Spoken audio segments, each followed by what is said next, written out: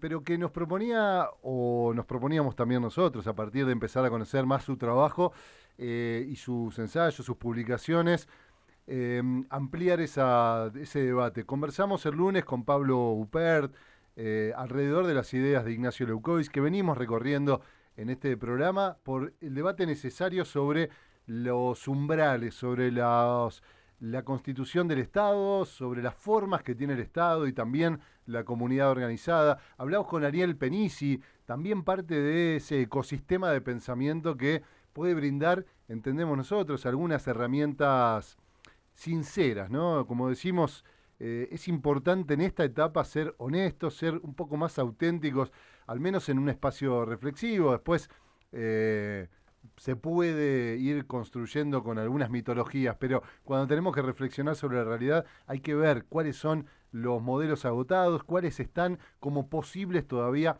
a actualizar, cuáles tienen cierta potencia y cuáles ya son fenómenos o muertos que estamos cuidando, ¿no? O esa imagen del zombie. Agustín Valle es, bueno, ensayista, pensador, coordina grupos, ha estudiado varias disciplinas y ha estudiado además con el propio Ignacio Leucovitz, con Diego Stulberg, que ha sido invitado también varias veces en este programa. Y primero lo saludamos, lo vamos a bienvenir. ¿Cómo anda, Agustín? Gracias por estar ahí. ¿Qué tal? Buenas, gracias por la invitación. Bueno, Agustín además publicó su libro más reciente, Jamás tan cerca, la humanidad que armamos con las pantallas. Es un tema que venimos recorriendo también en el programa, la infocracia o esta mediosfera que él denomina y que también es parte de lo que queremos reflexionar. Le vamos a dividir en dos partes porque queremos después hablar del Estado. Él viene publicando algunos artículos muy interesantes sobre la revisión del último proceso en la Argentina, los últimos procesos de reconstitución del Estado, sus fallas y también lo que quedó pendiente, ¿no? De, por ejemplo, la etapa del 2001, de aquella otra crisis. Pero vamos a hablar de esto, de Jamás tan cerca. Recién hicimos una introducción con algunos de los términos que vos ponés en el libro, como para que la gente se vaya aclimatando. Y hay un tema que me interesa conversar, o por lo menos para arrancar, vos andá por donde quieras, ¿qué es esto de la trascendencia y la inmanencia? Vos decís que, y lo decía Ariel Penisi el otro día también, es parte de una ontología vieja. Decía él, es como un manotazo ahogado de la vieja metafísica. No es nada nuevo, sino que es nuevamente depositar nuestro deseo, nuestras ideas, nuestro apetito, nuestras aspiraciones en un mundo trascendente. Ahora es este mundo de las pantallas. Contanos un poco cómo es eso. Creo que Byung-Chul Han o alguno dice que es como un rosario que llevamos en la mano, ¿no? A ver cómo podemos reflexionar esa historia y ese pasaje para llegar acá. Bueno, es un montón, Sí. estimado Federico. Son un par de miles de años. Y a la vez la hiperactualidad, ¿no? Y a mí me parece muy impresionante ver cómo lo más actual, ¿no? La hiperactualidad, lo que deslumbra por la velocidad con la que se actualiza y se renueva, ¿no? Hipermoderno, hiper el hoy, a la vez es un nuevo rulo que hereda legados realmente de una genealogía muy antigua, cuanto menos en Occidente. Me parece que mi querido amigo Ariel Penisi habrá estado muy optimista si le parece que es un último manotazo de ahogado de la vieja metafísica, ya que se la ve bastante dominante, cuanto menos. Eh, en el Creo que el último chiche de la hora, el último fetiche del deslumbramiento o del espanto, ¿no? Que son dos caras medio inseparables, me parece, ¿no? La tecnofobia y la tecnofilia. Es el último chiche, por supuesto, la IA, ¿no? La inteligencia artificial. Insisto, de la fascinación y del espanto. Y ahí se ve bastante clara los rasgos análogos entre la inteligencia artificial y Dios, una voz sin cuerpo, ¿no? Como un espíritu que habla, que no tiene cuerpo, que habla como desde un más allá, que es ubicuo, ¿no? Que es ubicuo, está en todos lados, es instantáneo, es eterno, sabe más. sobre la vida que la propia vida, ¿no? La vida se sienta ante una entidad que ahora no es que nos hizo a nosotros a su imagen y semejanza, sino que nosotros le hicimos a nuestra imagen y semejanza, ¿no? Entonces me parece un ejemplo, y es ubicua, es omnisciente, es incorpórea, es brillante.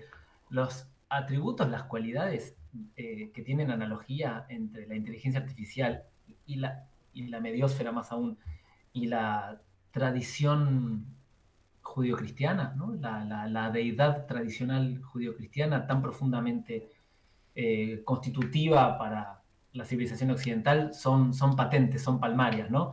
Lo del rosario que citás, con eso a mí me pasó algo muy gracioso, que es que a mí un día se me ocurrió, me acuerdo que iba en el bondi, y yo sentía como que, ¿no? Veía una mina con el celular, y yo sentía como de pronto lo tocaba en el bolsillo yo el celular.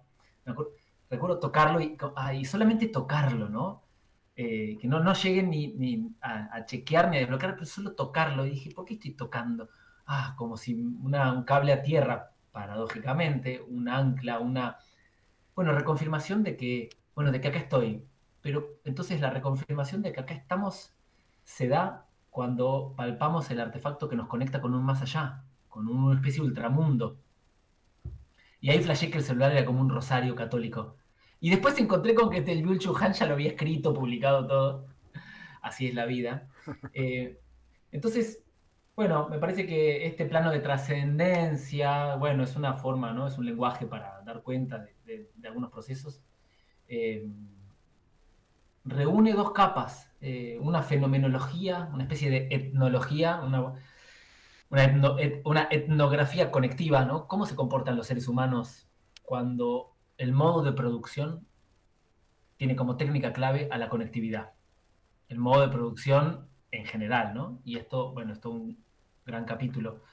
Y a la vez, esta etnografía de la vida conectiva tiene también una genealogía muy profunda, ¿no? De la que se pueden investigar sus sucesivas estaciones, ¿no? Para llegar a esta, bueno, a esta actualidad, que a mí me gusta pensar que la actualidad no es lo mismo que el presente, Ujú. que el presente tiene, es más ancho que la actualidad, que la actualidad es una especie de obviedad, ¿no? La actualidad casi que no admite más que espanto, adhesión, ¿no? Como dice Italo Calvino, ¿viste? El final, de spoileo, Las ciudades imposibles, es el final más spoileado quizá de la historia de los libros, que Calvino dice, bueno, que el infierno no es algo por llegar, sino que el infierno es a donde estamos, y que hay al menos dos formas de sobrevivir al infierno. Una es adherir al infierno y ser infierno, ¿no? Y listo, somos infierno, entonces no nos quemamos porque también nos hemos convertido en fuego. O encontrar en medio del infierno los pequeños espacios que no son infierno y cuidarlos y darles aire. Mm. Eh, Me parece que la actualidad inspira o espanto, terror, ¿no? Que nos quedamos sin aire, o esperanza, que es una pasión triste, o adhesión, ¿no? Adhesión a la actualidad. Adhesión a la actualidad, que me parece que es pensarse como sujetos que dependen de sí mismos, ¿no? Un poco el mileísmo, los millennials, ¿no? La razón millennial. Bueno, ¿cuál es la eficacia? La eficacia es, bueno, aparentemente lo que hay es lo único posible. Si lo que hay es lo único posible, ¿qué otra cosa puede tener como inteligencia un ser vivo que adherir a lo dado, adherir a lo actual, de la forma más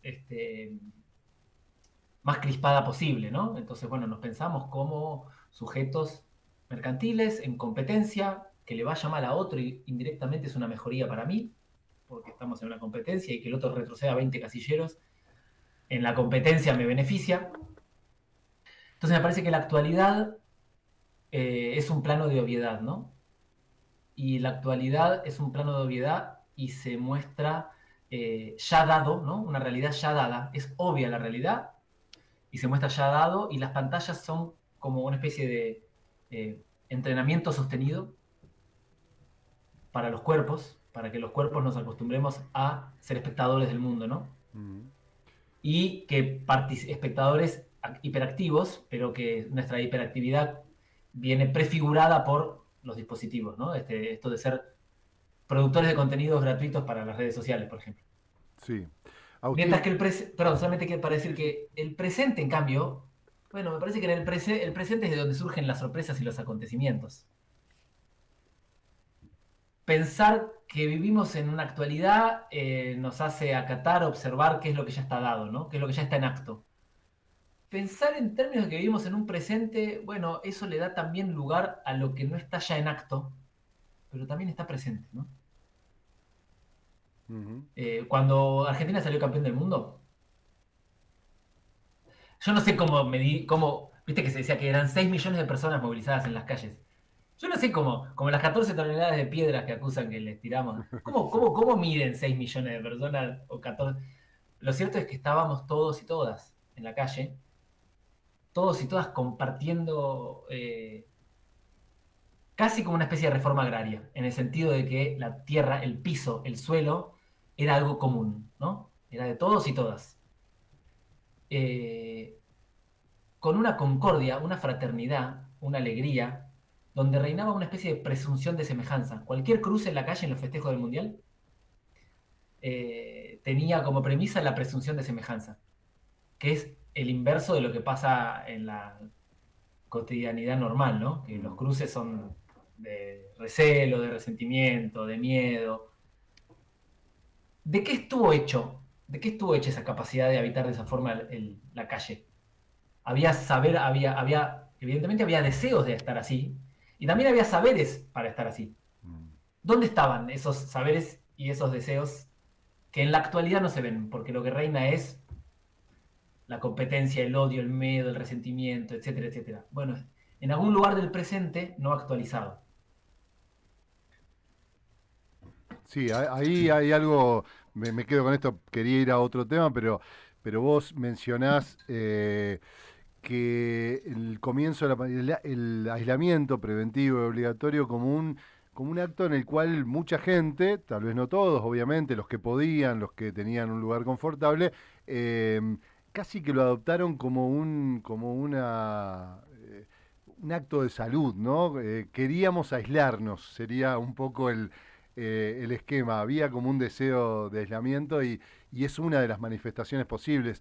Eh, yo me quedo en esto que venimos recorriendo y me gustaría que vos nos puedas decir, porque el- justamente en el momento actual Milei propone, y no es una cosa aislada, y esto me gustaría que lo reflexionemos con la audiencia, eh, hay una utopía detrás de esto, y a lo mejor se lo ve como, bueno, solamente una aceptación del juego que hay y una persona que no piensa. Hemos hablado del dataísmo, por ejemplo, en relación a la idea, al sueño ilustrado de una sociedad que a partir del dato, de la estadística y del pronóstico pueda ser perfecta. Y claro, en un mundo que se volvió complejo, que nuestras diversidades parecen difíciles de asimilar a medida que se aceleran esos cambios, cambios en la tecnología, cambios en las formas de vinculación, parece que le queremos entregar y delegar nuestras facultades a la máquina y eso lo representa mi ley. Y hay mucha gente que a lo mejor hasta inconscientemente, tal vez no adhiere,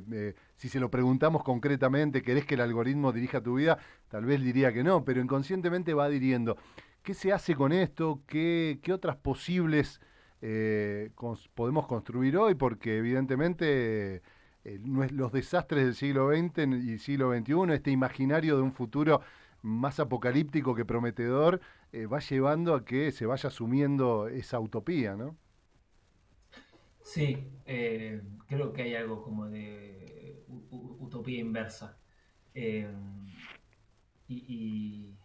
bueno, a mí me parece que mi ley es como si fuera un cuerpo que encarna una racionalidad no orgánica, que es la racionalidad del capital. Si el capital hablara, ¿no? Eh, hablaría como mi ley, ¿no? Como si viniera a ponerle cuerpo y voz a la razón del capital. En ese sentido es un idealista. Eh, Viste que este es el lugar común, común, muy citado de Marx, que dice que la reproducción, la lógica financiera del capital es aquella por la cual con un dinero se obtiene un dinero ampliado, ¿no? O sea, tengo dinero y logro que el dinero, como se diga, lo pongo a laburar, ¿no? Como si el dinero trabajara, ¿no? y crece solo, ¿no? Esa maravilla, hay un idealismo ahí, precisamente de prescindencia de los cuerpos, ¿no? Que el dinero solo se... Y ahora, como idealista del capital, como purista del capital, Milei está a la derecha del capitalismo, porque el capitalismo en tanto sistema social ha desarrollado mecanismos para lidiar con la necesidad de la población, ¿no? Y de las condiciones de gobernabilidad del propio sistema capitalista. Entonces, para que pueda haber sociedad capitalista, el capital tiene que transar, por así decir, con ciertas otras lógicas y otras racionalidades que no son las de el capital puro. En ese sentido, Milei está a la derecha del capitalismo, está más a la derecha que el capitalismo. A la vez me parece que si la vida es agotadora, ¿no? Si la vida es, si el régimen existencial es un régimen extenuante, ¿no? Es un régimen eh, de un productivismo permanente, donde los cuerpos, las vidas están sometidas a un régimen de exigencia, de productividad permanente, de rendimiento constante, con la amenaza de quedarse afuera de la red y por lo tanto desexistir, no digo de la red de la mediáfora, de la red en general productiva. Es decir, si hay en el fondo de la subjetividad un terror a la desexistencia por caerse afuera de la red, y es muy concreto, y vemos cómo efectivamente hay cuerpos y vidas que caen, ¿no? Y parece que no tienen valor humano. Me parece que las fantasías o las promesas de esta especie de utopía del capital, bueno, tiene sentido, ¿no? Alguna expectativa, alguna expectativa. Me parece que es entendible.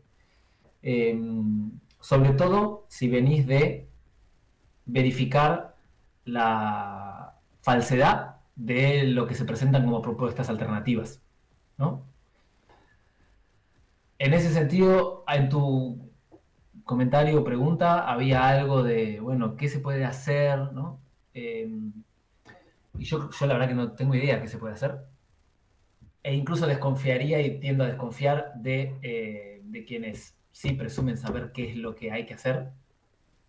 Pero además porque me parece que ya hay tareas que son, digamos que si nos preocupamos por el presente, ya hay un conflicto muy grande, ¿no? Preocuparse y ocuparse de habitar el presente con exigencias y con cuidados sobre la vida. Mm. Eh, Mientras que organizar la praxis presente en función de un proyecto futuro, ¿no? Bueno, ¿qué queremos alcanzar? Bueno, ha sido muy problemático, cuanto menos en los últimos 2 siglos, ¿no? Porque el mañana es nuestro, entonces ahora haceme caso de lo que yo te digo, porque, ¿sí? Ujú. Porque se me asignó la comandancia. Y ahí me parece que hay distintos planos en relación al presente. Uno es el de un plano político-económico, de por supuesto discernir quiénes se están beneficiando del orden de cosas actual, ¿no? Quiénes se benefician. Por ejemplo, se supone que la producción de alimentos, de energía, de bienes de consumo y de servicios, satisface a la demanda, ¿no? Entonces, la producción supuestamente obedecería a las necesidades de la gente, lo cual es casi un chiste, ya que lo que comanda la producción es la razón de negocio, ¿sí? La ganancia, la búsqueda, la ley del valor, la búsqueda de ganancia. Entonces me parece que en la discriminación de quiénes se benefician de este orden de cosas, el estado de cosas actual, ¿tiene beneficiarios? Más allá de responsables, ¿no? Porque uno puede decir, bueno, ¿quiénes son responsables de cómo llegamos hasta esto? Entre amigos jodemos, bueno, qué caro, qué cara que costó yo algún familiar gorila, le digo, che, costó muy cara la jodita del antikirchnerismo, ¿eh? Mucho antikirchnerismo, mirá dónde llegamos. Que costó cara, ¿eh? O sea, te sacaste encima de los K, pero mirá cómo estamos. Y a mis amigos kirchneristas le digo, che, también costó cara la jodita del kirchnerismo, ¿eh? Porque ¿no? Con hacerle caso a la jefa, mirá dónde estamos también. Pero ese es un plano como de chicana, ¿no? En cambio, distinguir quiénes se ven beneficiados en el orden de cosas actual es un plano muy concreto. que organiza un conflicto, una escena de conflicto, ¿no? Después, me parece que hay otro plano, que es el plano del ánimo. El plano del ánimo, el plano del ánimo de la multitud. La multitud de cuerpos vivos siente que puede cosas o siente que tiene que hacer así, aguantar golpes y sobrevivir. Hace 2400 años el chino Sun Tzu escribió El arte de la guerra, que es un libro maravilloso, y entre otras maravillas dice que haya, digamos, que una derrota en una batalla y una superioridad de fuerzas no implica la victoria del más fuerte. Que la victoria solo está consumada cuando se destruye el ánimo del adversario.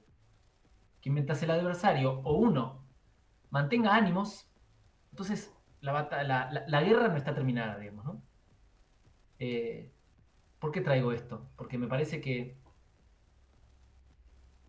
en un plano de no saber programático, ¿no? En un plano de no saber programático, en un plano de default programático, ¿no? Si declaramos un default programático, eh, se abre una sensibilidad respecto al presente y una capacidad de respuesta y de iniciativa y de organización que tenga como sentido también fortalecer el ánimo de la multitud presente, que es el cual que es el que puede hacer fuerza contra los bloques dominantes, ¿sí? Y ahí me parece que hay algo de tener capacidad de proponer alternativas, ¿no? Y proponer una salida, y entonces después construir fuerza para, ¿no? Elaborar una candidatura, un nuevo proyecto. Hay que ver qué efecto tiene en el presente. Mientras que construir polos de fortalecimiento anímico de la multitud en los barrios, entre los comunes, entre los cuerpos comunes, me parece que eso sí forja una fuerza que es capaz de intervenir en la relación de fuerzas, sobre todo cuando cambie la marea, cuando pinte, hay algo incontrolable, ¿no? En el proceso político. Sí, sí, me quedo con esto porque además, en gran medida, no te lo pregunté a vos porque lo venimos recorriendo, pero en general lo tratamos de charlar. Hay una convocatoria, creo que ya ha sido evidente en este programa, en este ciclo, que ya lleva 52 episodios de entrevistas, donde intentamos recuperar un clima de pensamiento que no solo le podemos llamar 2001, le podemos llamar acontecimiento, le podemos llamar insurrección, ese momento donde se pudo cuestionar un orden existente y me parece que ahí es donde apunta un poco lo que vos decís. En aquellos años, fines de los 90, también el clima de dificultad para visualizar un nuevo proyecto estaba latente, pero lo que se trató es de construir precisamente esos climas de ánimo, ¿no? Esos climas de lo común, esos espacios comunes donde podíamos eh, desplegar algo concreto, ¿no? Una realidad concreta en una asamblea, en una fábrica recuperada, en un colectivo que desarrollaba su actividad cultural y lo hacía y lo llevaba adelante y desplegaba una potencia y no un irrealizable futuro, como decís vos. Me parece que hay algo ahí importante para recuperar. Y otra cosa que tal vez aparece, digo, leyendo tus textos y consultando otros, recordaba esa idea de la idiotez que recomienda también. Cuando leemos a Byung-Chul Han, siempre parece también muy pesimista, muy duro, ¿no? Muy difícil de asimilar. Y bueno, y termina con esta especie de aliento a la idiotez, que es sustraerse un poco de tanta comunicación, de tanto reclamo. Vos decís por ahí que nos ofrece cosas, pero en realidad nos está demandando atención permanente, que le respondamos, que vayamos a las notificaciones. Bueno, tal vez haya algo en eso, digo, hasta en lo personal, en lo individual, el oyente que nos está escuchando, bueno, ¿qué hago? Hay algo de la sustracción, de esa demanda de participación en la comunicación virtual que ya puede ser un equilibrante emocional, si cabe eso. Nos queda 1 minuto, 2 minutos que tenemos que entregar, pero te dejo para que lo cierres, en todo caso, esta entrevista, Agustín. Bueno, no, solo con esto que tomás, que me parece que ahí hay, yo lo diría así, hay una especie de alienación técnica, ¿no? Una alienación en las pantallitas, una alienación donde lo que sucede es que queda consagrado lo mediato, ¿no? Queda consagrado como la realidad más importante, de más peso, más atractiva, más verdadera, más bella, algo que no está en nosotros acá. Y si el corazón de lo real no está en nosotros acá, en nuestra presencia, es obvio que después nos la van a recontraponer. En el sentido de que nuestros cuerpos quedan impotentizados, ¿no? Sin capacidad de instaurar realidad, de inventar modos, ¿no? Entonces ahí el vínculo entre técnica y política es un problema de primer orden, ¿no? Y la idolatría, que después también la vemos en esta especie de post-utopía del capital, ¿no? El capital como abstracción ordenadora, ¿no? Que no necesita de ninguna otra regulación. Bueno, la idolatría también se nos mete en el cuerpo en la luz de las pantallitas, ¿no?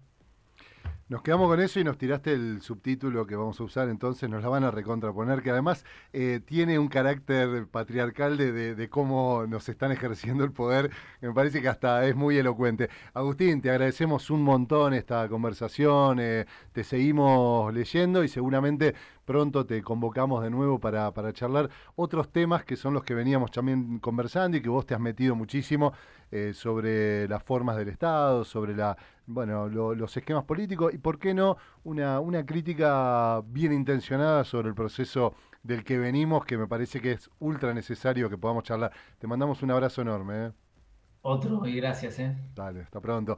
Agustín Valle conversaba con nosotros, ensayista, pensador, escritor, autor de este libro que les mencionaba, que es Jamás tan cerca, la humanidad que armamos con las pantallas. Conversaba con nosotros aquí en Tenemos Otro Plan. Nosotros despedimos esta semana